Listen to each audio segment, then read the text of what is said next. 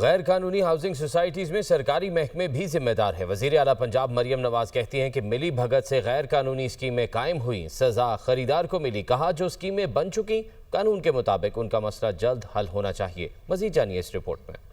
وزیر اعلیٰ پنجاب مریم نواز کی زیر صدارت خصوصی اجلاس منعقد ہوا۔ غیر قانونی ہاؤسنگ سوسائٹیز کو ریگولرائز کرنے کے میکانزم پر غور کیا گیا۔ مریم نواز نے ہاؤسنگ سوسائٹیز کی رجسٹریشن کے لیے غیر ضروری NOC ختم کرنے کا حکم دے دیا۔ غیر قانونی ہاؤسنگ اسکیموں کی ریگولرائزیشن کے لیے اعلیٰ سطح کی کمیٹی بنانے پر اتفاق کیا گیا۔ پنجاب میں پہلی بار ہاؤسنگ سیکٹر کو ڈیجیٹلائز کرنے کا فیصلہ ہاؤسنگ سوسائٹی مینجمنٹ سسٹم متعارف کروایا جائے گا۔ عوام کے لیے پلاٹ کی خرید و فروخت کو ہر طرح سے محفوظ بنانے کا فیصلہ کیا گیا ہے۔ مریم نواز نے کہا کہ غریب لوگوں سے پیسے لے لیے جاتے ہیں اور پلاٹ نہیں ملتے۔ جب غیر قانونی ہاؤسنگ سوسائٹیز بن رہی تھیں تو متعلقہ اداروں نے کیوں آنکھیں بند کر رکھی تھیں؟ جو ہاؤسنگ اسکیمیں بن چکی ہیں، قانون کے مطابق جلد ان کا مسئلہ حل ہونا چاہیے تاکہ عوام کو ریلیف ملے۔ قواعد و ضوابط کے مطابق ہاؤسنگ اسکیموں کو ایک بار ایمنسٹی دینا ہوگی۔ LDA کے زیر اہتمام 707 میں سے 427 منظور شدہ، 206 غیر قانونی اور 74 اسکیموں کی منظوری کا پروسیس جاری ہے۔ اجلاس میں بریفنگ دی گئی کہ پنجاب میں ہاؤسنگ سوسائٹیز کی تعداد 7905 اور رقبہ تقریباً 20 لاکھ کنال ہے۔ 2687 ہاؤسنگ اسکیمیں منظور اور 5118 انڈر پروسیس ہیں۔